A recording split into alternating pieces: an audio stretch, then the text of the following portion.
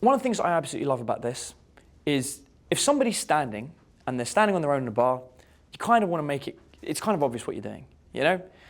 As smooth as I might like to be, if I'm approaching, I'm approaching. I could try this. Hey. But it wasn't that smooth. You know, she knew I was approaching. I'd been better off just going straight up and approaching. Or alternatively, make it clear that I had no interest approaching. So I don't want to stand and make it look cool. I kind of just want to come over, chill out, relax, not even look at her, look at someone else in the bar, maybe whip out my phone, have a look at my phone a bit, completely ignore the girl, laugh. That's crazy, look at that. And there's the open. It's an observational opener. I see something crazy, I bring somebody else into it. It comes a bit more under the radar. But in reality, if they're just standing there, you kind of want to make sure that you go in and open. Now, there's some other key points to somebody that's standing in. The most important is you want to lock in. Locking in is so important when you're talking to somebody. Because if you don't, it looks like you're the one that's hitting on the girl. And you want to change that as fast as possible. You want to make it look like she's hitting on you. Not just for her, but for the rest of the room. Because she might absolutely hate me, and this could go really, really badly. If it does, I want it to look like she was hitting on me, and I wasn't interested. Because the only way a situation looks bad is by your reaction to it. So for example, when I'm talking to a girl, one of the first things that I'll do is I'll make sure that I get into a position where I'm more locked in than her.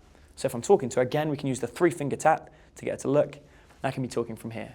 That looks like she's flirting over her shoulder and opening me, old school style, over her shoulder. Look at you, check you out.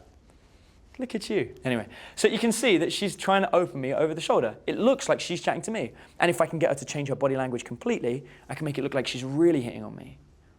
If it doesn't work, the only way anybody's going to know that it doesn't work is by the reaction that comes off. And usually my reaction, especially if I'm leaning here and she's giving me a mouthful because she's turning around here and she's shouting at me because I've really upset her and I've done it really badly. Not that that should happen, but maybe it is, right? You guys can't see her. And there's a wall behind me, and this wall is a good friend and won't tell anybody what she's saying. The only way you will know if it went badly is my face. For example, if I'm here like this going, that looks bad, I'm obviously freaking out. So you always want to make sure you look cool. So you lean back, you're locked in, she's giving you a mouthful, you just go, hey, I'm sorry, didn't mean to give you a bad night. Great to meet you, I'll see you around. She probably doesn't even want to shake your hand. She's probably like, no. So you just hold your hand up and go, have a great night, see you around. And you leave. You walk off. No one knows. You're smiling, you're happy about it, you're not doing this. You know, you look bad. There was this guy in Austin, great guy, he's a member of the Lair, and I really do like the guy, and he made the mistake of accidentally approaching my fiance and her friends and opening them. And I felt bad for him, I did, because they know everything about game. They've been studying it for about 4 years. You know, they've learned everything from me, and so he went out there and he started using his Lyons. And very quickly, they started using more advanced lines on him. So he would say something like, hey, you know what, you guys seem interesting. Do you have anything going for you more than your looks? And the girls went, well, you've come over to us and said that we look interesting. What is it about us that you think is interesting beyond our looks? And he went, well, it could be this. And he just, it was terrible. It was bad. It was messy. They reversed everything round on him. And the more they did it, the more he shrunk into himself. And his head went down. And as he was trying to battle for the lines to use, he was like searching in his head by staring at the floor. And all anybody could see was 4 girls in a semicircle around him, berating him, and him like looking at the floor for about an hour.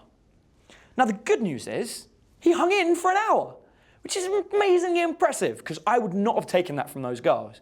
I most definitely wouldn't have, but he did. But the problem is, he telegraphed to the entire nightclub that he was staring at the floor and obviously wasn't having a good reaction. Smile, laugh, be happy. You're getting it in the ear because you messed up. Don't worry about it. Hey, I'm sorry, I didn't mean to upset you. Hey, it wasn't my intentions, you know, just here to have fun, I was just chatting to some people, whatever. Be cool with it. You're going to telegraph everything in your body language. So make sure that if you are talking to a standing set, or in fact any set that goes bad, that you're giving yourself the best benefit. And one of the best is by locking in. Now there's a great opener that I love to use from being locked in.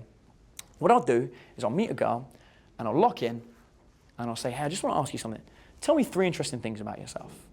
So she'll come in and she'll start telling me some stuff. So go in, she'll start whispering something to me, whatever, it doesn't matter. And now what I'm doing is while she's listening, while she's talking to me, I'm looking around the bar. And I'll watch for another girl. And while she's talking to me, I'll start making eyes at the other girl like I'm completely bored out of my brain. Now what I'm doing is I'm telegraphing to the other girl that this girl here, although she's incredibly hot and pretty, look hot and pretty, see? Although she's hot and pretty, I'm telegraphing to the other girl that this girl is actually boring my brains off. And I'll wait. And the girl will be wandering around. Sometimes I'll go, oh, what, really? That's great. And I'll call her over. Sometimes she'll just come over, it doesn't matter. Whatever it is. The girl will walk past and I'll say to this one, I'm so sorry to bother you. I just want to go and chat to this girl for 2 seconds. She's an old friend of mine. I'll then walk up to the other girl. I'll grab her arm, lock it with mine and go, just play along for a minute. She'll be like, okay. And I'm sorry, that girl won't leave me alone. She's been talking to me all night. And it's believable because I'm locked in and she's chatting off my ear. And the girl can relate to having some guy chat to her all night and drive her mad. So what we do is build a massive amount of rapport on the fact that we both have really, really hot people chatting to us and really annoying us because they've got nothing interesting to say. So what I've done is I've used a really solid body language position to telegraph to another girl that I've got masses of attraction when really I don't. And I've used that to bounce off of her and kind of like tool her really to open the other girl and get off of her. Not that I ever would. I'd never tool you, Steph. See? Never. So that's one of the key parts you want to make sure you do. Now, there's another one that's really good, which is when you've got 2 girls standing up and you've got a double standing set. So I'm going to grab another girl up from the audience. And she's going to come up here and stand. And what we're going to look at now is how you actually approach 2 girls who are standing up next to each other. Thankfully, Amanda's in the audience as well. Thanks. Perfect. So, she's in the middle of eating a Starbucks, but it's good.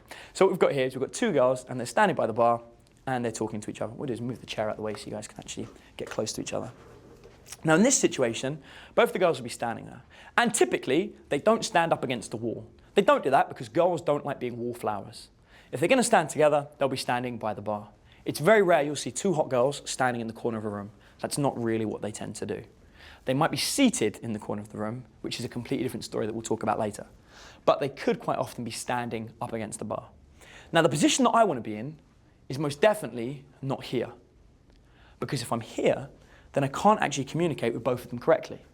I might be able to talk to this one and turn her around and talk to her, but now I've got a problem that this one's going to get bored. You feel awkward already, right? She's like, yeah. So she's going to want to get rid of me because these guys are friends. So she's going, come on, let's go, let's get to the bathroom or something, because girls can't go to the toilet alone. So that's going to leave me in a difficult situation where I'm going to get left out. So I want to make sure that I can engage both. And the best way of doing it is to be in between the 2 of them. And the beautiful thing about having a bar or going to the bar is that you've got a really good excuse to split them both up. And the way you do it is by making sure you're not opening either. So if I can move you guys just here for 1 second, just so the camera can see what's going on. So I want you guys to imagine that here are 2 girls and they're leaning up against the bar. And the bar is here and the barman is here. And you guys are all behind the bar. I see the 2 girls and I want to split them up. So I approach, not the girls, but the barman. I slip between the 2 girls. Sorry guys. Hi, can I get a drink? And I'll order my drink from the bartender. Now at this point I've split up the girls. They're going to think I'm quite rude because they were having a conversation. But it's kind of irrelevant because I didn't notice them. So they'll talk to each other and I'll be talking. Now the timing is perfect because if I do this for too long, they'll get bored and walk away. They might even tap me on the shoulder and tell me I'm rude. I've probably got about 3 to 4 seconds to try and address the bartender and then recognize my mistake and apologize to the 2 girls, which gives me an open. So I step in. Sorry, guys. Hey, do you mind if I just order my drink? Sorry, do you mind if I just get a drink? Oh my gosh, I'm so sorry. Guys, I have completely cut you guys out, haven't I? And bam, here I am in with my opener. I've opened both girls at once, and it gives me a position between the 2 of them where I can talk to both, I can keynote both, and actually get into an interaction between both of them. Also, from the vantage point of leaning at the bar, I can keep my eyes open for any girl code going on between the 2 of them because I'm leaned back rather than being stuck between them and trying to talk like this and having them talk over my shoulder. So you lean back on the bar, and in this position, I can talk to both very comfortably without any problems.